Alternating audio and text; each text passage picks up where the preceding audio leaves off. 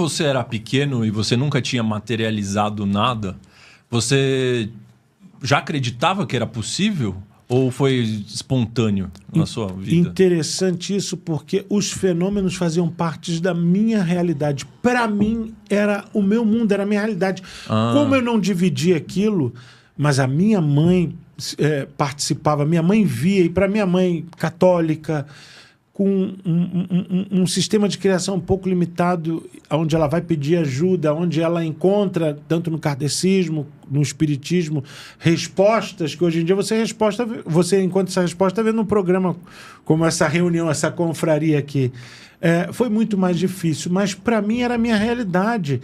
Aquilo, por exemplo, quando eu vi os sem rosto na rua, eu já contei aqui, vocês vejam os episódios que eu vi os sem rosto, que eram seres interdimensionais, que eram seres de uma outra dimensão. Eu saía do catecismo na Rua das Laranjeiras, atravessava o sinal e sempre aos sábados eles estavam me olhando. Na verdade, eram seres que estavam se manifestando, seriam meus mentores ou protetores, acionados e materializados pelo meu ectoplasma, pela minha ectoplasmia, mas não tinha, por eu ser criança, material suficiente na impressora 3D para serem feitos. Então sempre... Eram sem rostos. Eram sem rosto. Sempre...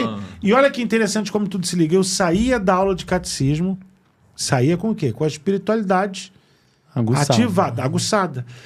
E ficava louco para ir para a Galeria Capri para comer croquete de carne, para atravessar o sinal. Sempre em frente ao supermercado, diz que a gente atravessava. Gordice, né, cara? Você vê, tu tá rindo. Ficava rezando para acabar o catecismo. Mas quando atravessava, que eu olhava, tava sempre esse casal. E me olhava, eles não tinham rosto. Eu não tinha medo. Depois, no kardecismo, eu venho a saber que seriam os meus mentores, seres de ordem dimensional, extra, inter, tanto faz, espirituais que me acompanhavam. E ali eles tomavam forma para eu, depois dessa ativação dentro do catecismo, ter um contato visual, mas o meu ectoplasma, quer dizer, a minha consciência não conseguia formar eles por completo.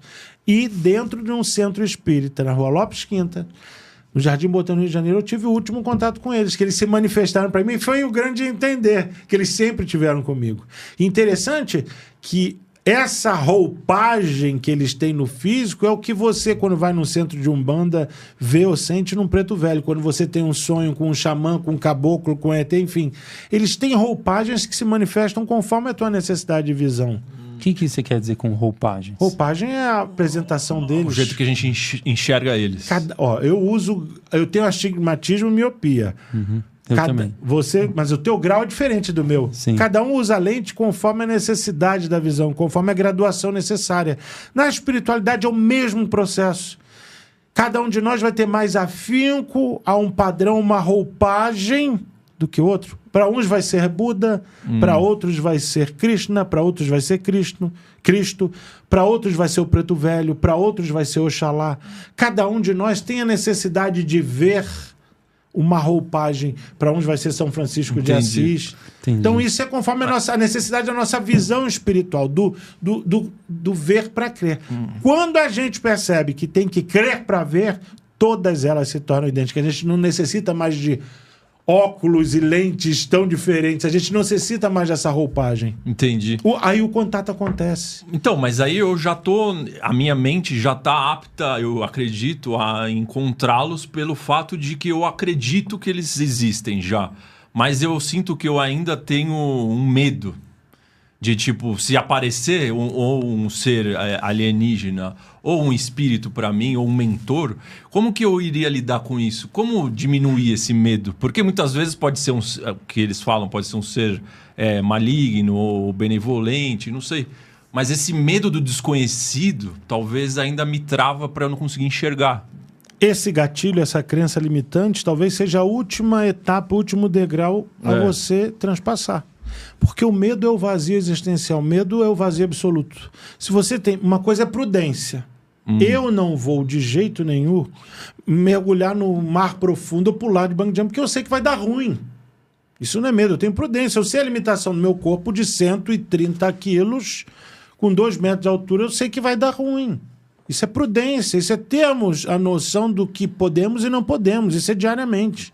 Agora, medo eu não tenho nenhum, nunca tive medo. Nunca? O medo é a ausência, o medo é o vazio, é o escuro, existencial da alma. Se eu professo, eu creio que existe um Deus, um ser divino que habita em mim, que coexiste comigo e que eu me dou por completo para ele, eu acendo a luz no meio dessa escuridão. Então eu não tenho medo de nada. Prudência eu tenho. Agora, medo zero. O medo é o vazio que tem que ser preenchido. Entendi. Esse vazio, essa escuridão é a última. Você já falou. Gente, vocês aqui têm contatos com quantas egrégoras por semana? Com quantos? Quantos já não psicofonizaram, já quase que se materializaram aqui para vocês, já não semi-incorporaram, consciente ou inconscientemente, recados foram dados.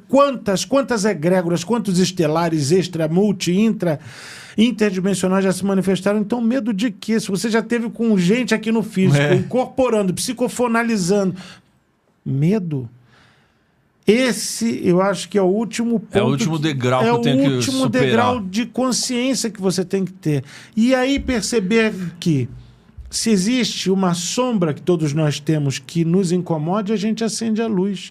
Não tem nada melhor do que você ter ação e coragem para transpassar qualquer tipo de medo.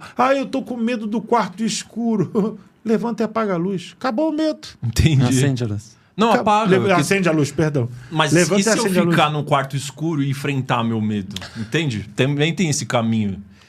De me acostumar com aquela situação. Não é mais difícil você conviver com o bicho-papão? Então, se o bicho-papão tá te incomodando no escuro, levanta, cria atitude e ação, vai lá, acende a luz. Percebe que o poder de acender... não tem nada, agora eu vou apagar a luz e vou dormir. Tá nas tuas mãos. O controle tá na minha mão. Não é mestre, não é Deus, não é nada. Tá nas tuas mãos, como nós, todos os dias. Com todo o problema que a gente tem na vida. A gente tem uma página em branco no dia que começa. Todos os dias. Eu tenho pavor, eu brigo às vezes. Vocês sabem que eu sou o ogro da espiritualidade. Eu não sou nada meiguinho. Nada disso. Eu brinco. As pessoas falam assim, Marluz, a sua voz, você parece ser tão pequeno. As pessoas, quando me enxergam com esse tamanho todo que eu tenho, quase 2 metros, eu falo, Marluz. Vocês pensaram que ia achar um querubim e acharam o Shrek, né? Então... eu falo, gente, está na mão de vocês. Não se dê como derrotista. Derrotismo, o fracasso que a gente se embute todo dia de falar minha vida está horrível. Você tá materializando. Palavra, pensamento materializado. Palavra, frequência energética que se torna frequência vocal materializada pelas cordas vocais em som invisível e absorvemos. As palavras que vocês estão escutando... está entrando pelos ouvidos no seu cérebro, você está absorvendo. Então, se você já começa nesse looping, nesse negativo, céus, vida, sua vida vai ser assim diariamente. Então, todos os dias a gente vence o medo despertando. Quem hoje não queria estar nesse frio que está aqui em São Paulo, quentinho, dentro da cama, meu Deus, tomando chocolate quente, eu com meu pincha, com um bafo de sardinha na minha cara lá. Então, nada, a gente tem que vencer todos os dias o desafio, ter atitude e escrever no novo dia uma nova oportunidade. É como você que tem medo do escuro, levanta, acende a luz, vê... Agora, se encontrar um bicho-papão... porque existe, né? Claro, existem... Tem seres do bem e seres não tão bons, trevosos. Sim, isso abre aspas, abre um outro programa. Me diz uma coisa, o mesmo átomo de urânio enriquecido, que se funde numa usina nuclear e ilumina uma cidade com 1 milhão de pessoas, é o mesmo átomo que se funde numa bomba atômica e mata 1 milhão de pessoas. E aí? Então, quem tem por trás? A intenção? Exatamente. É a sua intenção, é o seu comando, é o seu medo, é o seu crer. Se a gente entende que a gente tem o controle total de acender a luz ou de pegar aquele bicho-papão e falar assim, cara, você não me dá medo mais não. Vai para dentro do armário, tchau. Ou reconfigura a roupagem dele, ou reconfigura esse medo e transforma, acabou. Acabou. E é fácil, não é difícil. Encarar a própria sombra, encarar o próprio medo, encarar a própria dor e transformar é a grande chave de conhecimento que o Cristo trazia para a gente. Conheces a verdade... e ela vos libertará. É isso. É o poder que ele designou falando que nós somos deuses e deusas. Que tudo é possível naquele que crê. Então eu não tenho medo. Eu que viajo dentro... O pessoal fala assim, Manu, você vive dentro do avião, né? A Suzy vive mais do que eu. Suzy, beijo pra você. Mas a pessoa, você não tem medo? Falo, se eu tiver medo, eu não viajo. Se eu tiver medo, eu não vou poder ir para os 4 cantos do mundo entregando as cartas. Medo, eu não tenho certeza. Esse voo vai... Aí a fé. É a fé. Mas aí entra o nosso sentido, o nosso estar conectado lá com o iCloud, com o espiritual, o nosso enxergar os sinais diariamente e constantemente, perceber, eita, nossa, aquele pássaro na ave do avião quer dizer alguma coisa. Essa pena preta que eu achei que... O que é isso? É interpretar os sinais. Começar a ler os sinais. Isso que a gente tem que aprender, né? Conhecimento é a verdade que liberta. E para aquele que crê, ele consegue ver. Ele consegue... É mais fácil de ver. É mais fácil. Então, tá com medo? Vai com medo. Tá escuro? Acende a luz. Ah, mas minha luz tá fraquinha. Um quarto todo escuro, com um simples fósforo aceso, ele te orienta pelo menos o próximo passo. Ele pode não te iluminar o todo, mas aquele quarto escuro da escuridão existencial, quando você acende uma luzinha pequenininha e coloca assim, pelo menos diante e próximo de você, ela vai te mostrar qual é o próximo passo. Esse é o segredo. E quando a gente tem essa consciência de que nós temos esse poder materializador e criador, nossa, ninguém segura. Então ninguém você acha que a tal da nova Terra, quando a gente passar por essa fase aí de chegar na Terra de regeneração, nós vamos estar, a humanidade, como que ela estará? Ela estará mais apta para tudo isso, você acredita? As pessoas se tornarão mais, com uma mediunidade mais avançada? As crianças de hoje em dia já nascem com uma frequência, as crianças de hoje em dia já nascem com uma aptidão à inteligência espiritual espantosa. Maior do que era no passado. Muito, muito. Eu acho que logo, logo vão sair estudos, vão vir novas tecnologias que comprovam a hipófise totalmente desenvolvida, né? O canal sensorial, o tato, o sentido de visão muito mais aguçado. Eu estou terminando de escrever um livro que há 14 anos eu estou escrevendo sobre o autismo. Caramba, 14 anos. Que os autistas... E você vê hoje em dia uma grande parcela da população...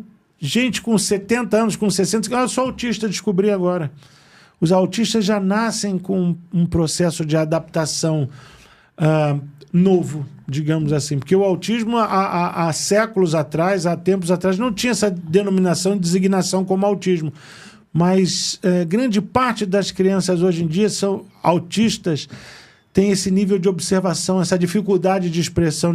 Mas isso, quando eu terminar o livro, eu falo o que eu percebi nesses 14 anos de estudo. O veredito. O veredito. Mas, hoje em dia, as crianças são muito mais analíticas, são muito mais observadoras. Vocês veem que rapidamente... Você pega um neném hoje em dia, ele observa rápido. Os olhos de uma criança observam rápido. Os padrões de cor e os sons é muito mais rápido do que a gente tinha como informação. Por quê? Porque hoje em dia existe uma tecnologia diferente de 30, 40 anos atrás. Antigamente eu brincava com o meu carrinho de guindaste. Hoje em dia são que as luzes, são as emissões elétricas. Então elas já nascem adaptadas a isso. E esse aprimoramento sensorial é a mediunidade. Mediunidade, eu sempre falo, é mídia espiritual, é ou ver, ou ouvir, ou falar, ou sentir a energia que nos cerca.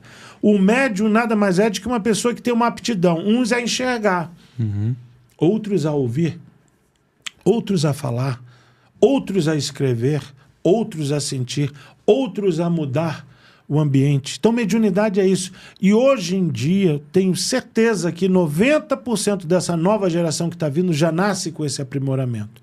Com isso, o futuro da humanidade, que a frase mais certa, o futuro a Deus pertence.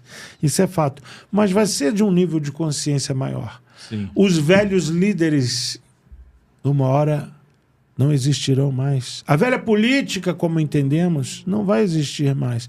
Esses velhos cacifes e cabeças da política que durante gerações estão aí no mundo, só o que controlando, podando, matando, trazendo dor, trazendo divisão onde tem que haver união, não vai existir. A nova geração está vindo. E essas crianças hoje em dia vão vir com essa consciência. As informações se mostram a cada dia mais explícitas. Hoje em dia, se acontecer realmente um grande avistamento, ou se realmente vaza uma coisa, é automático. Mas aí a gente deve diferenciar o joio do trigo. Muita coisa vem para desvirtuar a gente. É igual o desenho do Pica-Pau. O Pica-Pau tá caminhando lá, aí tem o X do tesouro. Quando o Pica-Pau tá chegando no X do tesouro, tem aquela mãozinha. Vem aqui, vem aqui. Tem a dançarina lá para desvirtuar. Sempre alguma coisa vai nos desvirtuar do caminho. Sempre. Isso faz parte do nosso processo de maturação como um ser. Isso faz parte... A gente tem necessidade de sofrer, de errar, de cair. Sim. A criança só vai aprender que a agulha fura... Pondo o dedo. Pondo o dedo. É assim que funciona. Caiu para levantar. Porque a gente tem que ter a consciência de não errar novamente. A consciência de enxergar que nós temos que ter autorresponsabilidade conosco, que ninguém te faz mal. Ninguém vai te fazer mal. Ninguém... É você que permite o mal entrar. Uhum. Quem coloca a pessoa que nos fez mal na nossa mesa somos nós. Nós que deixamos ela entrar. Nós é quem abrimos a porta. As pessoas falam assim, o fulano me fez... Não. A fulana me fez... Não, nada disso. Quem fez foi você. Responsabilidade. Você... Autorresponsabilidade. Eu acho que a peça principal para o crer de hoje em dia, para que possamos ver, para que possamos estar inteirados a esse momento, que é realmente um momento de transição, que é um momento de sairmos de uma humanidade subdividida, fechada, egoística, egocêntrica, para uma humanidade onde o coletivo de sermos uma humanidade fraternal, ele vai existir. Não estou falando de política. Se você me pergunta qual é o seu partido, ser humano. Nossa, não é esquerda nem direita. Nada, eu sou humano. Ser humano. O meu irmão da direita, o meu irmão da esquerda são meus irmãos. E isso pode ser que a gente comece a ver Cristo, no futuro assim, há 2026 anos atrás, lá no Sinédrio, foi crucificado por política, ideologias. Por isso que o filme acaba com escutem, porque hoje a gente não consegue escutar a visão do outro, a visão oposta. Você e minha irmã, meu Acabou irmão, a comunicação entre os opostos. que está aí brigando com política, com família, com grupo de família, por opinião de centro, esquerda, direita. Para com isso. Se coloca 2026 anos atrás lá, ó. E aí? Libera ou crucifica? Todo mundo crucifica. Um cara que veio, que era o cara que veio para libertar todo o dogma, sem julgar ninguém. Não interessa se era A, se era B, trazendo a nós a responsabilidade, ó. Você é o que você está fazendo, tem a responsabilidade. Vocês são Deus e Deus, vocês são capazes de tudo. Não julga para não ser julgado. O cara andava descalço, o cara permitia tudo, estava lá casado, lá no casamento na Cesareia, multiplicou pão, peixe, vinho, então glúten, carne, um vinhozinho, pode tudo. Você pode tudo desde que você tenha consciência. A consciência de enxergar no outro você. A consciência de enxergar na dor alheia a sua dor. O amar uns aos outros como ele nos amou. O entender que a casa do Pai tem várias moradas. Se a casa de Deus é o universo, Deus é o todo, então tem vários e várias moradas. Ele habita tantas casas que não imaginamos. E aí o que a gente faz? A gente crucifica o cara. A gente, por uma ideologia, brigas, impostos e tributos.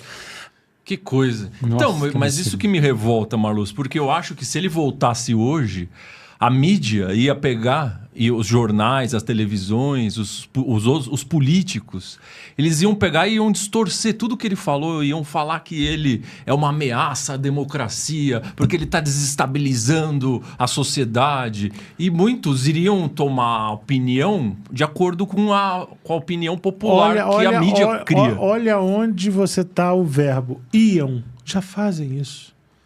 Já fazem. Já fazem. E quem não nos assegura que aquela mãe com uma criança no colo pedindo algo no sinal, que aquele cachorro morrendo de fome ali, que as crianças tão barbaramente mataram numa praia, que aquela pessoa doente num sinal com uma ferida pedindo um remédio, uma ajuda, não é ele nos testando, não é ele que vem todos os dias em todas as nações. O dia que eu recebi o abraço de um mendigo, digamos assim, no chulo, eu senti o cheiro de Cristo. Ele cheirava a fome.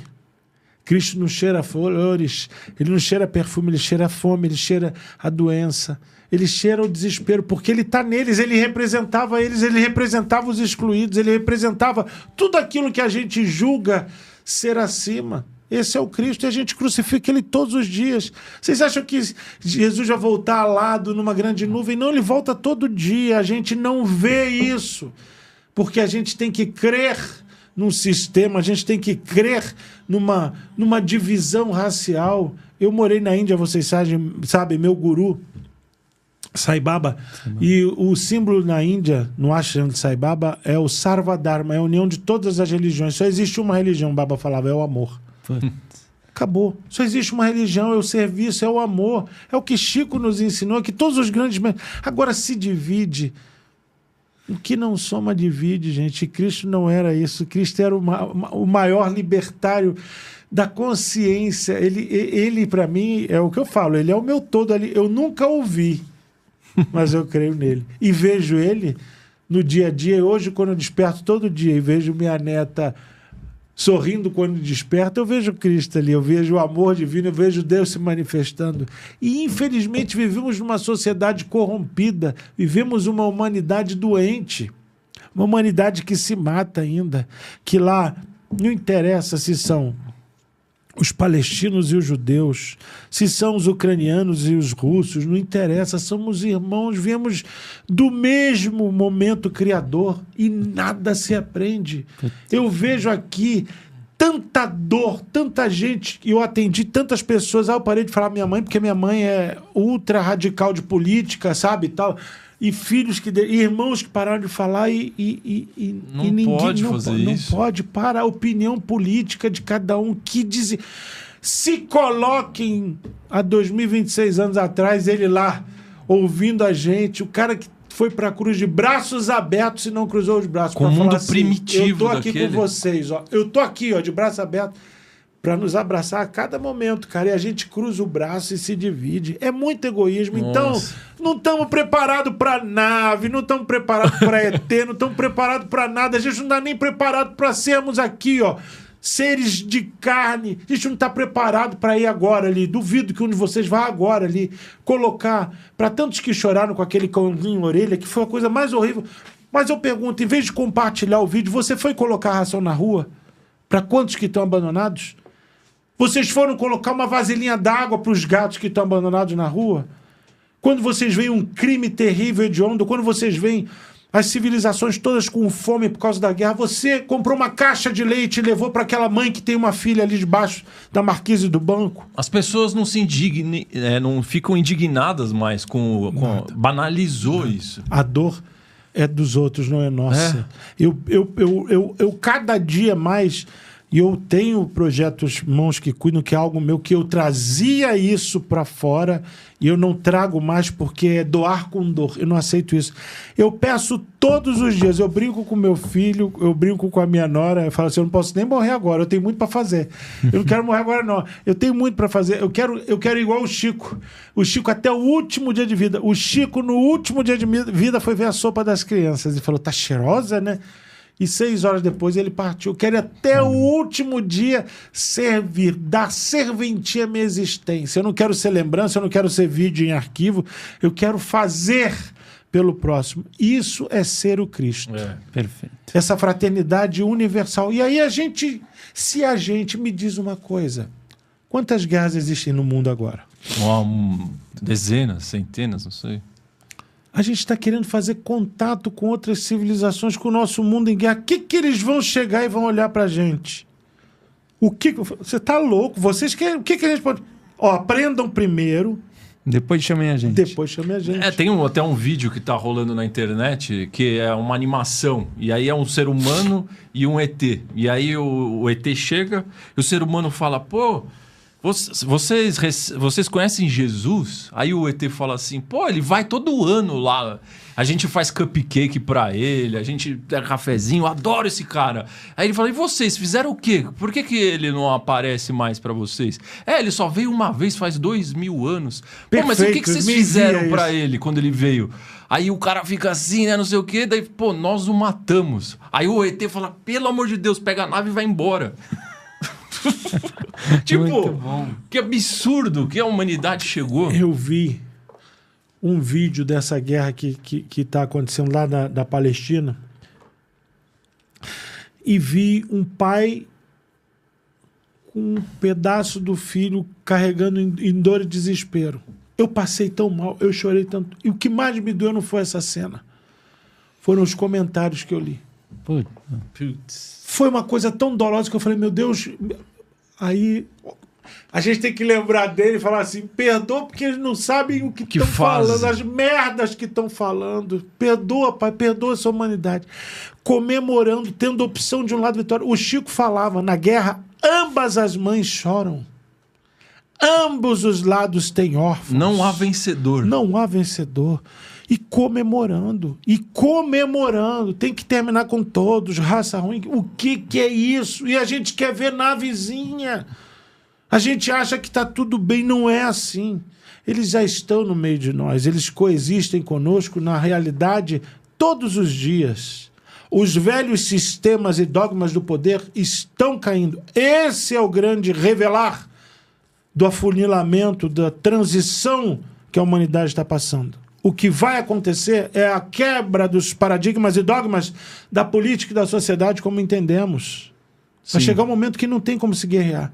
Vai chegar um momento onde a gente está destruindo o nosso planeta, acabando com os recursos renováveis, com a natureza. Ah, porque foi castigo do divino a inundação. Não, foi a gente que construiu na beira do rio, sem responsabilidade. Em cima do mangue. Exatamente. Foi a gente que aterrou e a água tem que vazar, sair por algum lugar. Uma coisa interessante, uma vez eu era pequeno, eu estava pesquisando na Barça, vocês lembram dessa enciclopédia Barça, sobre terremoto. Meu pai tinha esse daí. A minha avó, tô falando mais de 50 anos atrás, bem mais, falou assim, meu filho, o que tu estás, que minha avó, você está estudando, tua avó tem que fazer o dever de casa sobre terremoto. Meu filho, sabe o que a avó acredita? Eles não botam para tirar o petróleo lá de dentro? Eu fiquei assim, vó, então, ó, vai tirando tanto, vai ficando vazio, uma hora afunda. Eu fiquei assim, vó, não é que você tem razão? Fiz o dever de casa e botei observação. A minha avó Alva... e o professor não soube me explicar. Estou falando de 50 anos... Claro, placas tectônicas, movimento da crosta, tudo. Mas e aí, será que isso também não faz parte daquilo que acontece com a Terra? O que é oculto, o que é verdade, o que é informação plantada, o que está escondido? É isso, mas são o quê? São os poderes podres, são os líderes podres, é essa velharia que ainda está no mundo administrando, achando que é melhor pela representatividade ter sido eleito pelo povo. O povo precisa de organização, tudo existe um organo e um cronograma na vida, a gente precisa de ordem.